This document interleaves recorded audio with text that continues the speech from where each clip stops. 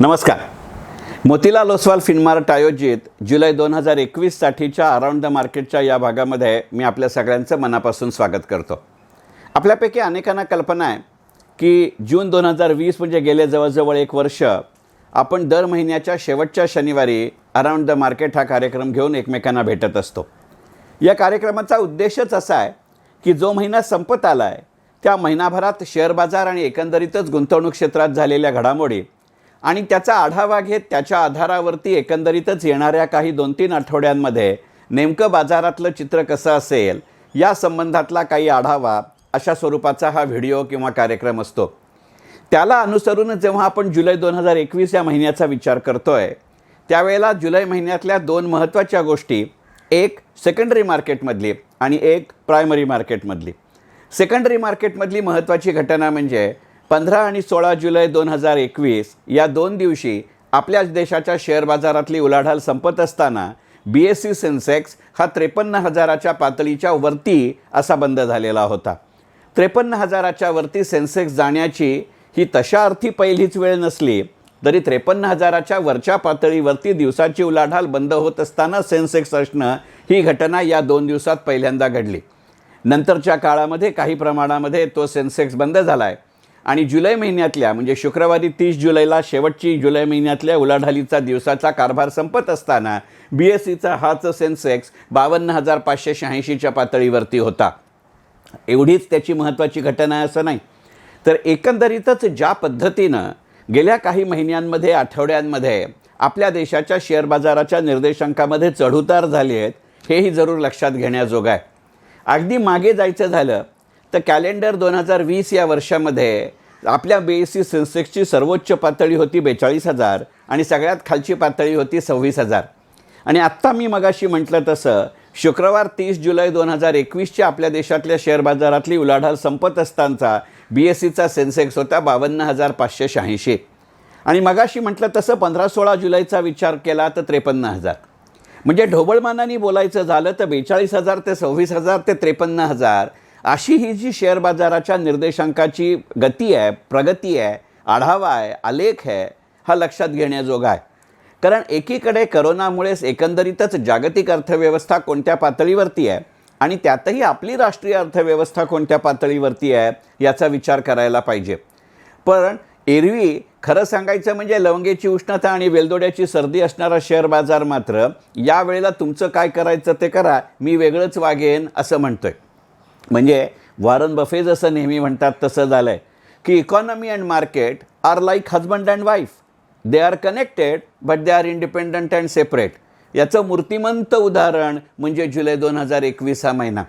मी म्हटलं तसं BSEचा Sensex secondary मार्केटमध्ये 53,000च्या वरच्या पातळीवरती बंद होणं हे काही त्याचं एकमेव उदाहरण नाही. याच काळामध्ये झोमॅटोच्या निमित्ताने जे काही प्रायमरी मार्केटचं स्वरूप जन्माला आलं आणि आपल्यासमोर आलं ते लक्षात घेतलं पाहिजे.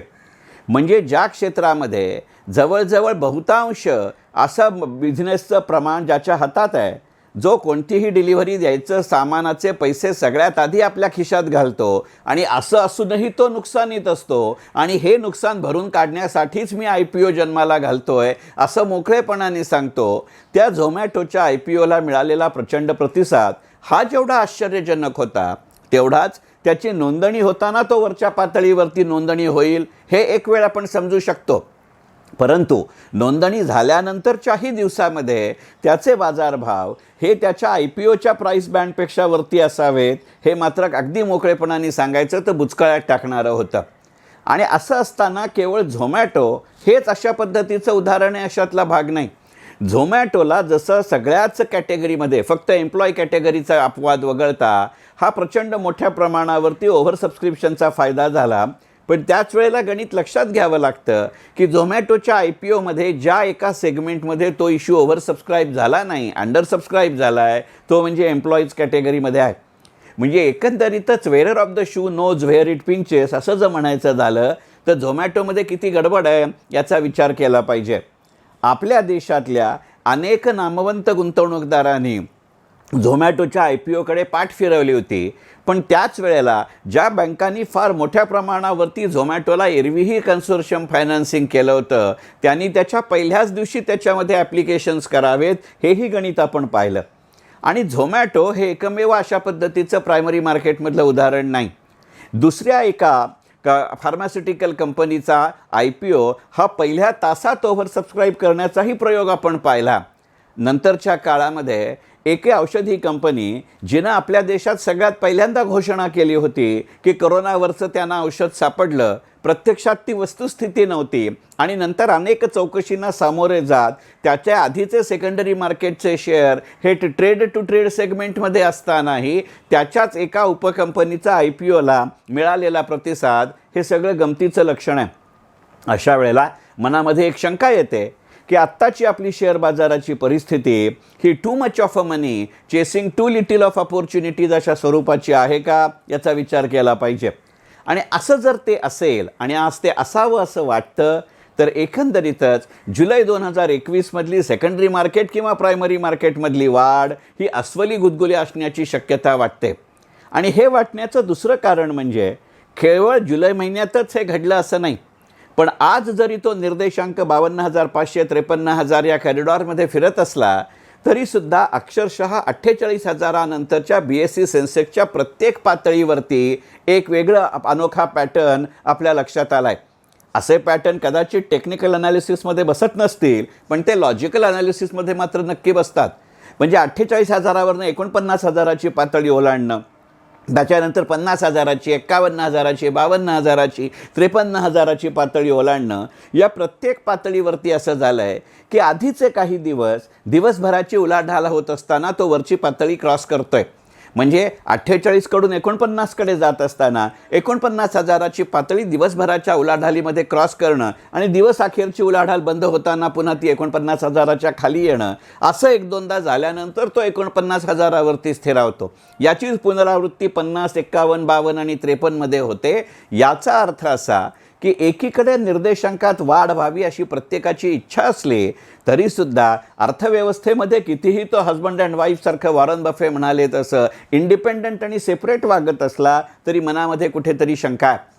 आणि अशा दृष्टिकोनातनं ज्या वेळेला ऑगस्ट महिन्यामधलं चित्र कसं असेल याचा विचार करावा लागेल. एकंदरीतच पावसाचं प्रमाण किती राहतं, कसं राहतं, कुठे राहतं, याच्यावरती फार मोठा निकष अवलंबून राहील. कारण एकंदरीतच जुलै महिन्यामध्ये जसं सेन्सेक्समध्ये गंमत आहे, जसं झोमॅटोसारख्या IPOमध्ये गंमत आहे, तशी निसर्गाने जी काही क्रूर थट्टा मांडली आणि अगदी महाराष्ट्रापुरेचा विचार करायचा झाला तर महाड चिपळूणसारखे किंवा रत्नागिरी सिंधुदुर्गसारखे जे जिल्हे पुराखाली अडकले, तिकडे पश्चिम महाराष्ट्रामध्ये जो सांगली कोल्हापूरमध्ये हाहाकार उडाला याचा विचार करावा लागेल. कारण रत्नागिरी, रायगड, सिंधुदुर्ग, सातारा, सांगली, कोल्हापूर हे केवळ पुराचे प्रदेश म्हणून आता ओळखावे लागतील की काय अशी परिस्थिती झाली आहे. एका अर्थानं आपल्या महाराष्ट्राच्या कृषी क्षेत्राची ही केंद्र आहेत.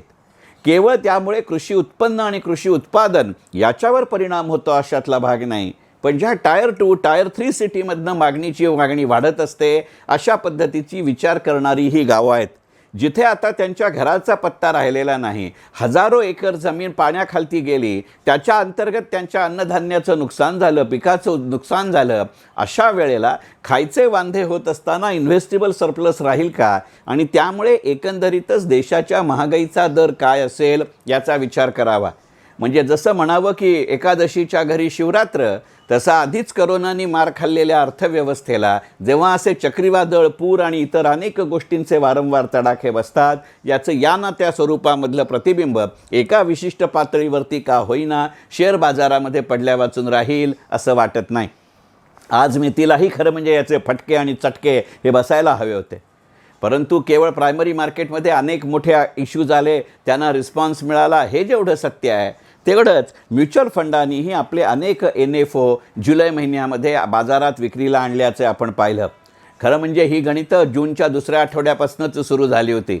जसजसं या NFOमध्ये पैसे गुंतवत गेले आणि त्यातले फार थोडे क्लोज एंडेड होते, त्यामुळे ओपन एंडेड म्युच्युअल फंड आणि त्याच्यामधल्या वेगवेगळ्या छटा यातनं जे NFO बाजारामध्ये आले, तोही पैसा शेअर बाजाराकडे वळतोय हे गणित लक्षात घेतलं पाहिजे. परंतु हा ओघ किती काळ राहील हेही गणित आपण लक्षात घेतलं पाहिजे.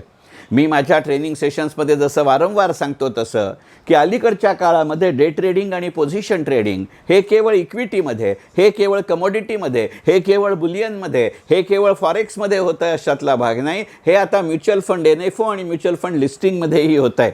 अभिमानानं असं सांगू शकेन की गेले 2 महिने दर महिन्याच्या पहिल्या शनिवारी संध्याकाळी मी जेव्हा डे आणि पोझिशन ट्रेडिंगची सेशन्स घेतो, या माझ्या 3 सेशन्समध्ये मी दिलेल्या 21च्या 21 स्क्रिप्टमध्ये लोकांना असा इंट्राडे, डे किंवा पोझिशन ट्रेडिंगचा फायदा मिळाला. म्हणजे तुमच्या माझ्यासारखे सर्वसामान्य गुंतवणूकदारही जर अशा पद्धतीच्या व्यवहारांकडे बघत असतील तर दीर्घकाळामध्ये यापुढची सेन्सेक्सची मूव्हमेंट ही मी मगाशी म्हटलं तसं लाजते सरते पुढे फिरते अशा पद्धतीमध्ये होईल का याचा विचार करावा लागेल. कारण दरवेळेला म्युच्युअल फंडातनं पैसे येतीलच अशातली आवश्यकता नाही.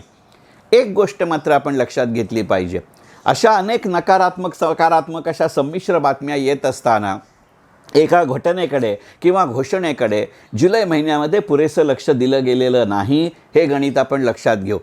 आणि त्या 2 घोषणा अशा की अगदी अलीकडच्या काळामध्ये केंद्र सरकारनं असं जाहीर केलं की तुमच्या माझ्यासारख्या ठेवीदारांच्या बँकांमध्ये ज्या ठेवी असतात त्याला आजपर्यंत विम्याचं म्हणजे DICGCचं कव्हर हे 1 लाख रुपयांपर्यंत होतं. आता ते ताबडतोबीनं 5 लाख रुपयांपर्यंत वाढणार आहे. त्यामुळे मी मगाशी म्हटलं तसं जर खरोखरच too much of money was chasing too little of opportunities, तर या 1 लाखाचे 5 लाख होण्यातनं काही प्रमाणात तरी ज्यांचा बाजाराशी, ज्यांचा तंत्रज्ञानाशी, ज्यांचा नेटवर्कशी पुरेसा आणि सातत्यपूर्ण संपर्क नाही अशांच्या पैशाचं काही प्रमाणात तरी बँकांच्या FDकडे रूपांतरित होऊ शकतं. त्यानिमित्ताने एकंदरीतच बँकांची परिस्थिती सुधारेल का आणि या दृष्टिकोनातनं त्या बँकांच्या शेअर्सच्या बाजारभावामध्ये सकारात्मकता दिसेल का याचा विचार केला पाहिजे. आपण जर गेल्या काही आठवड्यांमध्ये बँकांच्या रिक्रुटमेंटच्या ज्या नोटिसेस येत आहेत आणि त्या दृष्टिकोनातून त्या जाहिरातींमध्ये कस्टमर केअर आणि कस्टमर सर्व्हिस आणि एकंदरीतच फ्रंट डेस्किंगचं जे प्रमाण वाढतं आहे याचा विचार केला पाहिजे. त्यामुळे नव्यानं या क्षेत्रात कार्यरत झालेल्या आणि विशेषतः टेक्नॉलॉजीचा पुरेपूर उपयोग करण्यासाठी प्रसिद्ध असलेल्या अनेक बँकांच्या शेअर्समध्ये ऑगस्ट महिन्यामध्ये जर सकारात्मक वाढ झाली तर आश्चर्य वाटण्याजोगं कारण नाही. आणि त्यामुळे ऑगस्ट महिन्याचा विचार करत असताना केवळ 1 लाखाच्या 5 लाखाची गणितं आहेत अशातला भाग नाही. Pension fund regulatory and development authority म्हणजे PFRDAचे चेअरमन सुप्रतिम बंदोपाध्याय यांची जी मुलाखत अलीकडच्या काळामध्ये प्रसिद्ध झाली आणि त्याच्यामध्ये जे त्यांनी म्हटलं की NPS म्हणजे नॅशनल पेन्शन सिस्टमच्या माध्यमातून ज्या पद्धतीनं पैसा गोळा केला जातो त्याच्यामध्ये गव्हर्नमेंट सिक्युरिटी, कॉर्पोरेट डेट आणि इक्विटीज यांच्यामध्ये पैशाची गुंतवणूक करण्याची मुभा असते. हे प्रमाण तुमच्या माझ्यासारखे ग्राहक ठरवू शकतात. परंतु या 3 प्रकारच्या रूढार्थानं ढोबळमानाने बोलायचं झालं तर या 3 प्रकारच्या साधनांमध्ये ते पैसे गुंतवतात. आता PFRDAनं केंद्र सरकारपुढे असा प्रस्ताव विचारार्थ ठेवला आहे की ज्या पद्धतीच्या इक्विटी शेअर्समध्ये या NPSचे पैसे गुंतवले जातात ती यादी जास्त विस्तृत आणि सदृढ पायावरती उभी राहावी. अशा सुदृढतेचा जर विचार खरोखर अंमलात आणला तर पेन्शन फंडांमध्ये NPSच्या माध्यमातूनच केवळ असं नव्हे तर इतरही अनेक पेन्शन योजना आपल्या देशामध्ये कार्यरत आहेत. आणि एकंदरीतच करोनानंतरच्या काळामध्ये लोकांना केवळ आपल्या आजच्या रेग्युलर ट्रेडिंग इन्कमची आठवण झाली आहे किंवा भान आलं आहे अशातला भाग नाही, पण हीच एक वेळ आहे की ज्या वेळेला आपल्याला दीर्घकालीन उत्पन्नाचाही विचार करावा लागेल या मानसिकतेमध्ये लोक येत आहेत. म्हणजे माझा आजपर्यंतचा अनुभव असा आहे की आजपर्यंत पेन्शन हे एका अर्थाने पुश प्रॉडक्ट होतं. आता मात्र काही प्रमाणात हा शब्द महत्त्वाचा, काही प्रमाणात तरी पुल प्रॉडक्ट होतं आहे. आणि हे सांगण्याचं कारण असं की माझ्या वैयक्तिक भूमिकेतनं गेले वर्षभर अक्षरशः दर महिन्याच्या रविवारी सकाळी मी पेड ऑनलाईन सेशन्स घेतो आहे. त्याच्यामध्ये NPSवरच्या सेशनला होत असलेली मागणी आणि त्यातही जुलैच्या एका महिन्यामध्ये NPS या एकाच विषयावर एकाच वक्त्याची, एकाच संस्थेनी, एकाच पद्धतीची 2पेक्षा जास्त सेशन घ्यायची आलेली वेळ. त्यामुळे एकंदरीतच आपण आपल्या निवृत्तीनंतरच्या उत्पन्नाचा विचार करायला लागलो आहे हे गणित स्पष्ट होतं आहे. असं जर झालं तर एकाच वेळेला बाजारामधली अल्पकालीन गुंतवणूक आणि त्याच वेळेला बाजारातली दीर्घकालीन गुंतवणूक याची समीकरणं जास्त सकारात्मक होण्याची शक्यता नाकारता येत नाही. त्यामुळे अराउंड द मार्केटच्या या भागाचा समारोप करत असताना मी नक्की असं म्हणेन की या दृष्टिकोनातनं विचार करू जाता येणाऱ्या काळातला बाजार हा थोडा गमतीचा असेल. तुम्ही जर जास्त सतर्क सावध असाल आणि वेळच्या वेळी आपण पूर्णपणाने काम करू शकू तर अशा संधी नक्की होऊ शकतात. परंतु आधी संधी नाही म्हणून रडायचं आणि संधी मिळाल्यानंतर त्याचं सोनं करायचं नाही असा जर आपला पवित्रा झाला तर आत्ता एकंदरीतच श्रीलंकेच्या दौऱ्यामध्ये शेवटच्या 2 T20मध्ये जे ऋतुराज गायकवाड, देवदत्त पडिक्कल आणि संजू सॅमसनचं झालं तसं आपलं होणार की मिळालेल्या संधीचं सोनं करत कुलदीप यादवसारखी आपण आपली करिअर आणखी सुदृढ करणार. ह्या दोन्ही संधी येणाऱ्या काळामध्ये एक गुंतवणूकदार म्हणून, एक व्यवस्था म्हणून, एक गुंतवणूक क्षेत्र म्हणून आपल्या पुढे असतील याविषयी माझ्या मनामध्ये कोणतीही शंका नाही. एक गोष्ट मात्र नक्की की एकंदरीतच या पुढचा बाजार हा आपल्या स्थानिक पातळीवरती, आपल्या राष्ट्रीय पातळीवरती ज्या प्रमाणामध्ये लॉकडाऊनचे निर्बंध शिथिल होतील आणि त्या शैथिल्यामध्ये सातत्य राहील याच्यावरती अवलंबून असेल. कारण आपला अद्यापचा इतिहास नकारात्मक आहे हे लक्षात घ्यावं लागतं. आपण याच्याही आधी लॉकडाऊनमध्ये शैथिल्य दिलं पण 1 आठवड्यामध्ये नियम बदलले. यातनं रिटेल ट्रेडवरती होणारा परिणाम येणाऱ्या काळामध्ये ह्याचीच जर पुनरावृत्ती झाली तर होलसेलवरतीही झाल्या वाचून राहणार नाही. आणि शेवटी वस्तूंचं आणि मानकांचं आणि पैशाचा विनिमय आणि चलनवलन हे अशा पद्धतीच्या व्यवहारांवरती अवलंबून असतं. अशा पद्धतीचे व्यवहार जोपर्यंत सुधारत नाहीत तोपर्यंत याचा विचार करावा लागतो. पण काळाची गणितं लक्षात घेऊन जे आपल्या स्ट्रॅटेजीमध्ये फरक करतात त्यांचा मात्र इथे सकारात्मक उल्लेख करावा लागतो. अगदी साधं उदाहरण सांगतो आणि या व्हिडिओचा समारोप करतो.